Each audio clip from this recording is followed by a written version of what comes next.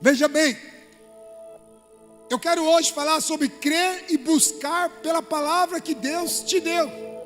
Porque eu tenho insistido para a igreja, para que nós precisamos entender que Deus fala por meio da sua palavra. Posso ouvir amém? Agora, quando Deus nos dá uma palavra, eu preciso me apropriar dela. Eu falei semana passada, ou foi retrasada, a respeito de você duvidar da palavra. Será que Deus vai fazer? Será que realmente é de Deus?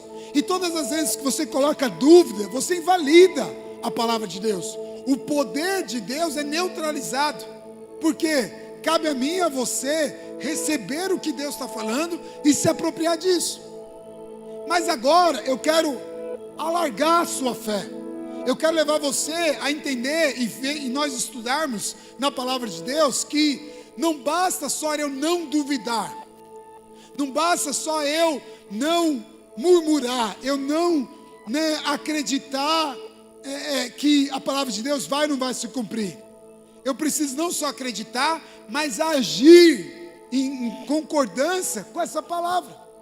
Tomar uma atitude, um caminho, um movimento, uma ação em cima dessa palavra. Por quê? Porque senão eu saio do campo da incredulidade, mas estagno no campo do faz aí Deus. Sabe aquela história? Deus ajuda quem cedo madruga? Isso é mentira. Na verdade, Deus ajuda a todos, mas nós precisamos ter a nossa posição em meio àquilo que Deus quer fazer na nossa vida. Deus libera a palavra, e a palavra de Deus é vida. Posso ouvir amém? Agora, quando a vida de Deus é liberada, como é que eu recebo e me aproprio disso? Gênesis capítulo 18, verso 12, olha o que a palavra do Senhor está dizendo. Riu-se, pois, Sara no seu íntimo, dizendo consigo mesma: depois de velha, e velho também, o meu Senhor, terei ainda prazer? Disse o Senhor a Abraão, por que se riu Sara, dizendo: será verdade que darei ainda luz, sendo velha? Acaso para o Senhor a coisa demasiadamente difícil? A coisa impossível para Deus, irmãos? Daqui a um ano, nesse mesmo tempo, voltarei a ti, e Sara terá um filho. Veja bem, a palavra de Deus diz que Deus um dia falando com Abraão, liberou uma palavra para Abraão: Abraão, você vai ser sim pai de multidões, a sua descendência vai ser enorme, você vai ser pai de muitos filhos. Mas Sara, mulher, deixa eu falar, atrás das portas, ouvindo a conversa de Deus, o que ela fez? Riu no seu interior. Ela não deu gargalhada, ela não deixou ninguém expressar. É bem sarcástico de mulher um negócio desse, né? É a mesma coisa quando você fala assim: o que você tem, amor? Nada não. Por dentro ela está com uma faca assim, ó, só imaginando a cena para matar, mas por fora nada não. A palavra diz que Sara riu no seu íntimo, no seu interior. E ela riu por quê? Porque ela pensou: como é que eu, já velha, eu vou ter prazer, eu vou ter alegria, eu vou ter condições de ter a promessa de Deus alcançada? Sara não está duvidando da capacidade sexual de Abraão, como muitas às vezes olha dessa maneira e só dessa maneira. Você pode olhar por essa ótica, mas na verdade Sara está falando: como é que eu vou ter prazer? Como é que eu posso ainda voltar a acreditar que eu vou ter alegria de ver a minha casa cheia, de ver a promessa de Deus se cumprindo, de ver aquilo que eu esperei por toda a minha vida? Como é que eu posso ter essa alegria? Como é que eu posso ter, se nós já estamos velhos, a vida passou, o tempo passou, demorou para Deus cumprir e nada aconteceu? É isso que Sara está falando. E Deus ouve o íntimo do nosso coração, Deus ouve os nossos pensamentos, Deus sonda o nosso coração. E a palavra do Senhor diz: porque Sara riu, dizendo: será que é verdade? Será que eu darei ainda luz, sendo velha? Daqui a um ano, quando eu voltar, Sara estará com filho na mão. O que Deus está falando? Que Ele é poderoso para fazer infinitamente mais. Não importa se há anos você está esperando um milagre, Não importa se há anos você está esperando alguém se cumprir a palavra que um dia alguém liberou para você. Não importa se você já está velho. Não importa se você já não tem mais condições até fisiológicas de ter um filho. Não importa o que naturalmente o diagnóstico está dizendo sobre você. O que importa é a palavra de Deus. E se Deus falou, Ele é fiel para cumprir. O que Deus está mostrando aqui é que nós precisamos, quando entendemos, recebemos a palavra, não é duvidar, não é questionar, não é murmurar, não é pôr em dúvida, é olhar para o seu cenário e falar: naturalmente a minha vida é essa. E por que minha vida é essa? Como que Deus vai fazer um milagre? Se eu estou vivendo no crime, se eu estou vivendo perdido, se eu estou vivendo uma vida, como que Deus pode mudar a minha história? Como que Deus pode mudar o meu prazer, a minha satisfação, a minha alegria? O que na verdade nós vemos aqui é que Sara está tendo uma experiência de ter que acreditar naquilo que Deus falou. E Deus fala para Abraão e agora fala diretamente para ela: daqui 1 ano você estará com seu filho no colo. Porque você precisa aprender a confiar em Deus. Esse é o ano da restituição. Esse é o ano que essa palavra ela vem para quê? Para nós proclamarmos. Eu não posso receber essa palavra e ficar sentado. Eu lembro que no final do ano eu falei para você, falei: irmãos, acabamos o ano. E aí, o que Deus fez na sua vida? Qual foi as bênçãos? Qual foi a palavra? Porque se você terminar esse ano e começar um novo ciclo, um novo ano, e assim, qual que era a palavra do ano passado? Portas abertas. Mas era portas abertas, mas não abriu. Então agora vamos ver se restitui. Não. Se você não se apropriar dessa palavra, receber no seu coração, não duvidar, não rir, não questionar, não murmurar, e mais, tomar a decisão de se posicionar diante disso, professar, proclamar, declarar até se cumprir, agir em concordância com a palavra, não duvidando do que aquilo que Deus falou, você vai ver Deus fazendo. Nós precisamos entender que debaixo da palavra de Deus há um posicionamento que Deus espera de mim e de você. Deus fala para Abraão, mas a mulher insensata ri. Pela misericórdia, Deus fala: você está rindo, mas você vai ver o que vai acontecer. Quando Deus mandou Moisés libertar o povo do Egito, havia ali mais de 400 anos que eles estavam no Egito, sendo escravizados. Na verdade, se você falar de 400 anos, você está falando de gente que, na verdade, nasceu num contexto de escravidão. Nunca foi liberto. Gerações que nasceram já numa história de serem aprisionados, não desfrutarem. Mas a palavra do Senhor diz que houve um tempo que Deus levanta Moisés como um tipo de Cristo. Para quê? Para libertar o povo, para restituir eles daquilo que um dia Faraó havia tomado, que era a liberdade. Mas pastor, tem pessoas que nunca foram libertos, e eles vão ser restituídos? Vão. Por quê? Porque na verdade, quando Deus fala que nós vamos ser restituídos, Deus não está falando só que vai ser restituído aquilo que nos foi tomado. Deus falou que vai nos dar uma porção daquilo que nós nem imaginamos que nos foi tomado. Eu creio que há coisas materiais, físicas, monetárias que nós vamos ser. Sim, eu tenho orado por isso. Mas eu creio que é mais do que isso. Eu creio que a verdadeira restituição vai ser daquilo que nós talvez nem imaginávamos que tinham perdido. A verdadeira restituição vai ser de coisas imateriais que na verdade tem a ver com coisas, experiências e momentos da nossa vida que talvez você nem chegou a viver, mas era a vontade de Deus de você viver. Aquele povo nunca viveu na liberdade, mas o Senhor queria fazer deles completamente libertos, para eles viverem aquilo que Deus tinha para eles. Posso ouvir amém? Lembra disso, desde o princípio, lá em Gênesis, nós fomos criados para viver uma vida em comunhão plena com Deus.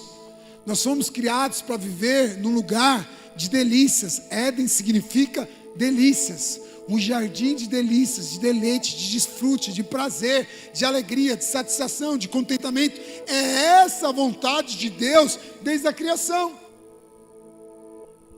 Agora, quando o inferno, quando o inimigo rouba isso de nós, talvez nós vivemos uma vida difícil, passamos por perrengues na casa dos nossos pais. Por vezes eu vejo pessoas que têm uma história de ser maltratado, casaram para sair dessa vida e agora vivem uma vida mais miserável possível, passa por dificuldades. Ontem aqui no encontro nós tivemos 90 crianças que tiveram experiência poderosa com Deus. Posso ouvir amém, irmãos? E obrigado aos irmãos que têm servido, se disponível, estado disposto, investido. Mas essa semana eu falava com o irmão na célula, eu falei, irmão, não tem um encontro que a gente não tem um caso, pelo menos um caso, de uma criança que está sendo abusada sexualmente. E ontem não foi diferente, infelizmente. Queria trazer aqui a minha mudança de opinião disso. Mas aí conversando, mais uma vez, uma criança que está sendo abusada, mas cadê a mãe? A mãe está numa clínica de recuperação de drogados. Aí você vai vendo histórias. Eu lembro uma vez que eu estava no encontro e a gente queria orar por cura. Eu senti da parte de Deus falar, crianças, eu quero que você venha aqui, que eu vou orar por cura de alguém da sua família que está doente. E essa pessoa, você vai chegar lá e vai falar, vó, você está curada, Deus já te curou. E você vai ver o que Deus vai fazer. Aí vem um menino, eu quero que ore pela minha mãe. Qual o nome dela? Ela se chamava, aí falou o nome, sei lá, Maria. E eu falei, por que se chamava? Ela falou, não, ela já morreu. Me deu um aperto, era uma criança assim de uns 8 anos.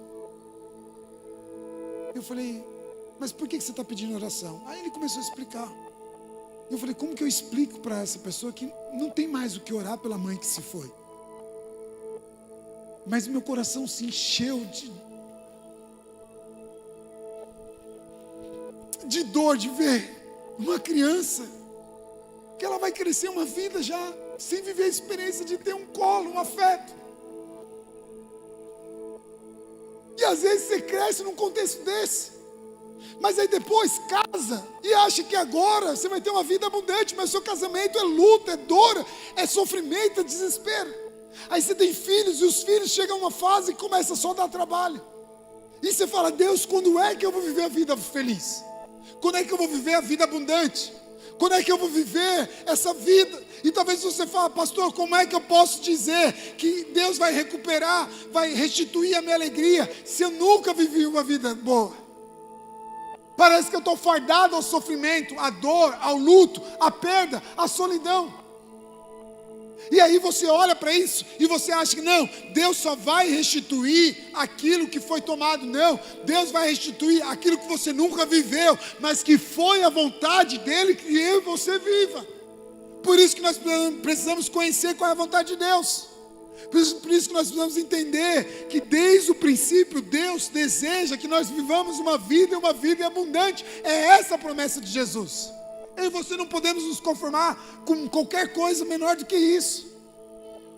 Agora, qual que é a questão? Quando Deus, Ele nos leva a uma palavra, nós precisamos então se apropriar dessa palavra. Nós precisamos então tomar essa palavra. Quando Jesus, as pessoas chegavam ali diante de Jesus, Jesus perguntava, o que queres que eu te faça? Você vê lá em Marcos capítulo 10, não vou ler agora. Essa pergunta não é só para você mencionar o que é que o diabo roubou de você, mas essa pergunta é para você proclamar as coisas que você quer viver em Deus, ainda que hoje ou nunca na sua vida você viveu isso. Essa pergunta é para você falar, Jesus, a palavra de Deus diz que Ele veio para me dar uma vida abundante, então eu não aceito menos que isso. A palavra do Senhor diz que a minha confiança está no Senhor, a minha alegria está no Senhor, que tudo que Ele viu na minha vida era bom, então eu não aceito menos do que isso. A palavra do Senhor diz que eu vou comer do melhor dessa terra, então eu não aceito abrir o armário da minha casa e eu não tenho nada para servir aos meus filhos. O Senhor falou que as comportas dos céus estão abertas e bênçãos sem medida são liberadas na minha vida. Então eu não aceito menos do que isso. Você está entendendo, igreja? O Senhor não vai só restituir aquilo que nos foi roubado. Ele não vai nos dar a vida que Ele prometeu nos dar. É isso que o Senhor nos chamou para viver. Quando nós entendemos isso, a gente não pode andar na dúvida. A gente não pode aceitar aquela experiência de ver alguns serem curados, mas coisas ainda impossíveis, você achar que não vai ser possível acontecer. Eu não posso olhar ali para um milagre sobrenatural acontece na vida do meu irmão e achar que Deus não pode fazer outras coisas na minha vida. Essa semana eu estava conversando com alguém, não lembro quem que foi. E a pessoa falou assim: olha, se Deus faz isso, pastor, na vida de outras pessoas, por que não vai fazer tão menos na minha? Eu falei: é verdade. Então não se conforma. Se apropria da palavra de Deus. Agora, quando eu entendo isso, o que eu preciso? Eu preciso me posicionar. Eu preciso agir. A palavra do Senhor diz que Jairo, no ápice do desespero de procurar por socorro pela sua filha que estava doente, a palavra de Deus diz o quê? Que ele vai lá, desesperado, atrás de Jesus. Ele encontra Jesus e pede um socorro. Jesus, então vamos. Mas no meio do caminho, Jesus se depara com outra pessoa que também estava ali, desesperada, precisando de uma cura, que era a mulher do fluxo de sangue. Há anos, 38 anos, ela estava ali, sofrendo, padecendo daquele fluxo, daquela doença. A palavra diz que ela já tinha perdido tudo, já tinha gastado todo o dinheiro dela atrás de uma cura. Agora eu fico imaginando Jairo: bora Jesus, vamos, minha filha está lá. Mas a mulher do fluxo de sangue também estava precisando. E Jesus tem bênçãos, milagres para liberar para todos. Posso ouvir amém? Amém. Enquanto Jairo já estava achando, falou: agora que você parou para curar essa mulher, a minha filha vai morrer. E logo depois, chega lá os servos dele e fala: olha, já era, não precisa mais incomodar Jesus, porque sua filha morreu. Mas quando ele ouve isso, Jesus do lado dele, olha para ele e fala assim: não dê ouvidos. Porque aquilo que você está olhando natural, aquilo que você está vivendo hoje, a situação que você está passando agora, não vai determinar o propósito que Deus tem reservado para você. E ele fala: não dê ouvido, simplesmente o quê? Vamos até lá.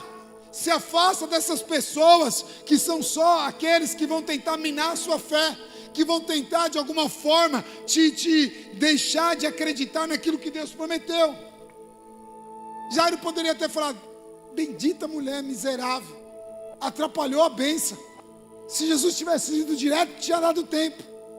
Mas não. Talvez eu e você ache que Jesus está demorando para fazer, para se cumprir aquilo que Ele prometeu. Mas Jesus vem na hora e no momento certo para fazer o que Ele quer fazer na nossa vida. Ele já prometeu.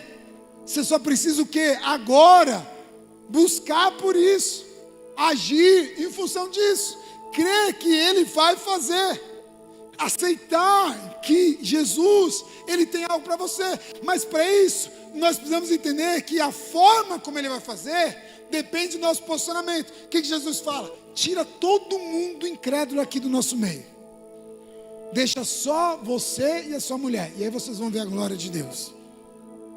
Vamos lá, pode ir. Não ouve esses caras não. Você não veio aqui buscar para um milagre? É um milagre que você vai ter. Quando nós vemos aquele cego Bartimeu, que ele era cego de nascença, nunca tinha enxergado.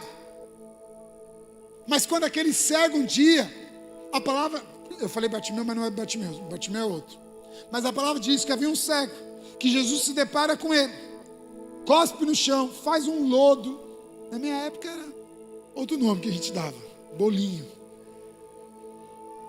Faz um bolinho de lama e taca na cara do cara. Você quer receber um milagre assim? Está vendo aí? Olha você escolhendo o modo de Deus agir.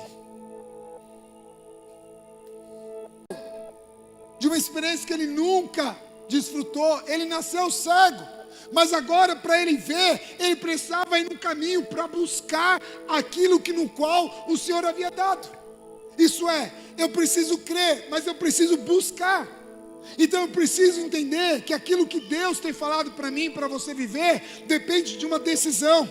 Deus me deu, Deus falou, Deus declarou. Eu tenho uma palavra de Deus, mas o que é que eu vou fazer com essa palavra? Jesus fez a mesma coisa com os leprosos. Foi lá e falou: vão lá se lavar. E na hora que você se lavar, vocês vão ver. A palavra de Deus diz que eles não chegaram nem até o rio onde eles iam se lavar. No caminho eles já foram curados. Porque na verdade não era a água que ia curar eles. O que ia curar eles é eles buscar aquilo que Deus havia falado. Eles confiar na palavra de Deus e ser obedientes a essa palavra. Deus tem falado com você. O que você está fazendo com a palavra que Deus tem falado? O que você tem feito, se apropriado das promessas de Deus? O que você tem declarado sobre aquilo que Deus tem levado você a fazer? Porque o milagre, o sobrenatural, o cumprimento da promessa, as palavras de vida abundante, elas vão se manifestar na sua vida à medida de você se posicionar. Não faça do culto só um trevo de 4 folhas. Eu vou ali de vez em quando, na hora que as coisas estão apertadas, recebo a oração, adoro o Senhor e trago uma ofertinha qualquer, e agora daqui a algum tempo eu volto aqui. Eu vejo gente que só aparece aqui no culto de ceia. Esse ainda é um pouquinho mais crente do que alguns que só vêm no culto da virada. Por quê? Porque escolheram fazer de Deus só um amuleto. Deus não precisa do seu casamento. Ele só quer usar o seu casamento para manifestar a glória dele. Mas se você não crê nisso, quem vai perder é você. Ele vai usar o outro. Moisés morre, Josué é levantado. Eliseu pede a morte, Deus levanta Elias. Perdão, ao contrário. Elias pede a morte, Deus levanta Eliseu. Por quê? Porque o nosso Deus é assim. O que é ir atrás da restituição, da palavra de Deus, daquilo que Deus tem falado conosco nesses dias? É você entender que quando Deus libera a palavra, você precisa estar na posição de viver aquela palavra. Deus prometeu um filho a Abraão, mas era necessário o quê? Ele sair de onde estava e caminhar por fé, sendo guiado por Deus, direcionado por Deus, para conquistar a bênção que Deus havia dado para ele. Ele não podia ficar passivo, ele não podia ficar esperando. Deus fala para Sara: eu vou te dar um filho. E aí o que ela fala? Será que vai dar mesmo? Ele fala: então agora você vai ver, daqui a 1 ano eu vou te dar. Mas tinha um detalhe: ela tinha que deitar com seu marido. Antes do filho chegar, a alegria tinha que vir primeiro. Deixa eu te falar para você, antes da sua promessa ser alcançada, primeiro você já vai se deleitar, se desfrutar daquilo que está chegando, está sendo gerado no mundo espiritual na sua vida. Primeiro você vai se apropriar, encher seu coração de palavras de vida e já deleitar com aquilo que Deus está falando. Hoje de manhã, meu coração encheu de alegria. Eu comecei a ver as fotos das células, das casas de paz, e na hora Deus me alegrou meu coração. Falou: olha, lembra que eu coloquei no seu coração, e há anos atrás eu comecei a liberar palavras. Nós vamos para o Jaceguava, nós vamos para o Recanto Campo Belo, nós vamos para a Vila Marcela, nós vamos para o São José, nós vamos para o Icaraí, para o 28, para o Guanabara, para o Balneário. E ontem teve a multiplicação da cela do antes, onde o Valdir e a classe, para a glória de Deus, estabeleceram uma cela agora lá no Balneário, de gente de lá, e essa cela vai permanecer, vai frutificar e vai virar uma rede. Qual o nome dele? Eric Natália. Está com as celas de jovens lá no lugar que a gente declarou que iria ter. Agora nós começamos essas semanas uma cela lá no São José, a terra onde tudo que a gente falava que ia acontecer, nada acontecia. Mas chegou o tempo do mover de Deus, do Senhor abrir as portas, e nós vamos ver milagres, sinais, maravilhas e prodígios. Meu coração encheu de fé, sabe por quê? Porque Deus prometeu, e sobre essa palavra eu firmei. Nós vamos ver, e nós vamos ver o reino de Deus expandir. Sabe por quê? Porque Deus é fiel. Você já precisa se alegrar. Hoje é uma cela, hoje é uma casa de paz lá no São Bernardo. Mas daqui a pouco vai ser a multiplicação de células, vão ser redes que vão ser plantadas, vai ser no Icaraí, vai ser no Recanto Campo Belo, vai ser lá no Guanabara, vai ser em vários lugares, Noronha, que nós nem pedimos, Deus já está dando. Sabe por quê? Porque Deus faz infinitamente mais, filho. Meu coração se enche de alegria, sabe por quê? Porque eu estou vivendo dias que eu estou vendo a promessa de Deus se cumprindo sobre a nossa vida. Abraão só precisava o quê? Confiar em Deus e agir na maneira no qual Deus havia chamado. Deixa eu falar para você. Qual é hoje a sua posição nas palavras que Deus tem te dado, filho? Porque tem gente que duvida. Será? Tem gente que crê, mas não move. Não, mas não entra em concordância. Neemias, a palavra do Senhor diz que quando ele soube de como que estava a sua terra, ele sentou e chorou. Mas tem uma hora que tem que acabar o choro. Tem uma hora que tem que acabar o lamento.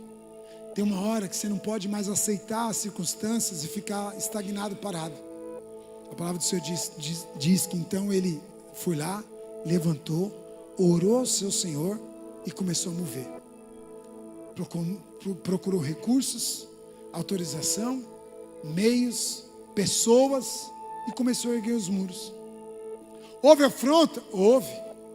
O inimigo se levantou de todos os lados e ameaçou? Sim. Mas a palavra do Senhor diz que Deus era com ele. E os inimigos, o próprio Senhor o espantou. Sabe por quê? Porque Deus acelerou de uma forma miraculosa e sobrenatural a promessa que ele havia dado para Neemias.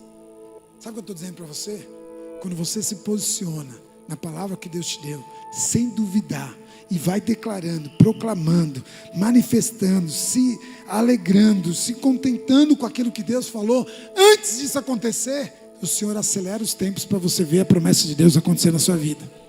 Essa é a diferença. Creia, proclame, mas busque por isso. Amanhã nós vamos começar 21 dias de jejum. O que vai ser esses 21 dias para você? É uma obrigação? É um dever? Você vai ficar todo dia dando desculpa para a sua carne para não fazer parte de um momento, de um período de consagração que você vai buscar, que você vai orar, que você vai compartilhar, que você vai estudar a palavra de Deus, e diante de tudo isso, nós vamos chamar à existência tudo aquilo que Deus deseja fazer na sua vida, para você ser restituído de A a Z, isso é, de uma forma completa? Ou você vai ficar, não, hoje não, hoje eu estou cansado, hoje minha carne está mais alta. Não, tinha uma pessoa que fazia jejum que eu conhecia, era engraçado. Se eu encontrasse com ela hoje, qual que é o seu jejum, irmão? Não, café da manhã. Então, quer jantar? Quero. Aí, no outro dia, qual que é o seu jejum? Não era café da manhã? Não, eu troquei. Agora é almoço. Vamos tomar café. 10 pãezinhos, só para mim. Eu lembro uma vez que nós fizemos 40 horas na igreja e a cantina estava vendendo geladinho. Nunca se vendeu tanto geladinho nas 40 horas. Não, em qualquer evento como se vendeu naquelas 40 horas. Você está buscando? Seu líder tem que buscar mais do que você? Não. Se você tem uma palavra, se aproprie dela. Pague o preço. Como Paulo diz, ele se alegrava de sofrer o sofrimento que Cristo, ser participante do sofrimento de Cristo na cruz. Jesus já pagou o preço maior. Não é desse preço que eu estou falando, filho. Eu estou falando o seguinte: quando nós jejuamos, o nosso jejum, ele é um jejum onde nós vamos mortificar a nossa carne. Porque a nossa carne, ela sempre vai lutar contra a vontade de Deus, contra o nosso espírito. Então, matar a carne é disciplinar ela. Como que você disciplina a sua carne? Espiritualmente, jejuando. Naturalmente, tomando vergonha na cara, indo para a academia. Mas não vai. Por quê? Sua carne te domina. Aí qual é o problema? Porque você não consegue dominar nem o natural, você acha que você não vai dominar o espiritual. Talvez sozinho você não ia não. Mas pega na mão do irmão que está do seu lado. Fala assim, então nós vamos juntos. Fala para ele, nós vamos orar uns pelos outros. Fala para ele, eu vou jejuar pela sua vida. Fala para ele, e juntos nós vamos ver a vitória de Deus. Então veja bem, o jejum é uma forma de você buscar. Mas por quê, pastor? Porque eu vou ficar sem comer? Não! O sem comer é só um recado que você vai dar para o seu eu natural. Mas você vai o quê? Se alimentar da palavra. Todos os dias nós vamos meditar na palavra. E depois disso, nós vamos orar. E nós vamos chamar a existência. E nós vamos colocar os nossos alvos. E nós vamos chamar a vida de Deus sobre esses que estão perdidos. E nós vamos ver os sinais, maravilhas e prodígios se manifestar, a palavra de Deus se cumprir.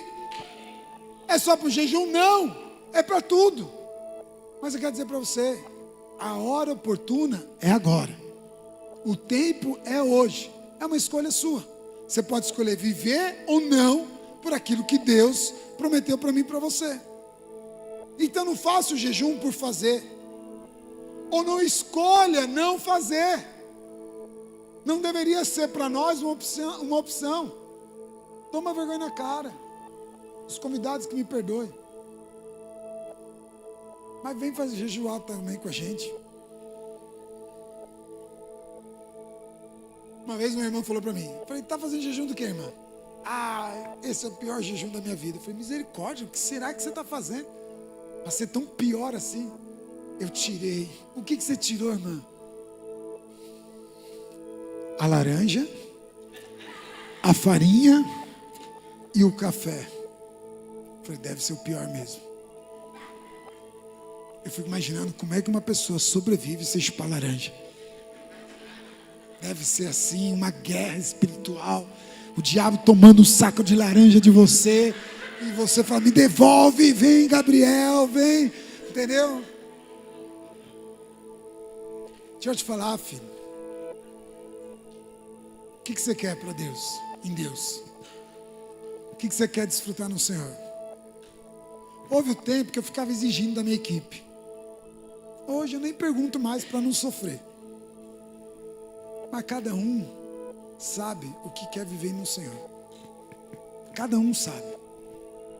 Então cada um escolhe o que é que vai buscar. Mas eu quero dizer para você, o Senhor está nos ensinando que aquilo que Ele tem nos dado, Ele deseja que nós nos posicionamos para buscar. Você tem inúmeros motivos, justificativas, mas a escolha é sua. Se você vai negociar ou até negligenciar o que Deus tem para mim e para você. Está lá, já está liberado. Nós só precisamos se apropriar. É uma escolha, é um caminho, é uma decisão, é uma busca. Os leprosos tiveram que buscar. Aquele cego teve que buscar. Aquela mulher teve que invadir uma multidão. Jesus diz que o reino de Deus, ele é conquistado à força. É luta. Depende de você, se você quer ou não quer se apropriar daquilo que Deus tem para você. Posso ouvir amém? Então eu quero dizer para você, os recursos já estão liberados. É você querer ou não. O livro está aí. É um manual, é uma leitura. É algo que vai edificar a sua fé. E te capacitar, te revelar para coisas maiores que Deus quer fazer. Talvez não é só o que você materialmente está esperando. São coisas ainda maiores. Nosso Deus é exagerado, é abundante. Ele tem coisas maiores para entregar para mim e para você. Queria te convidar a ficar de pé. Queria que você reunisse com a sua célula aí agora.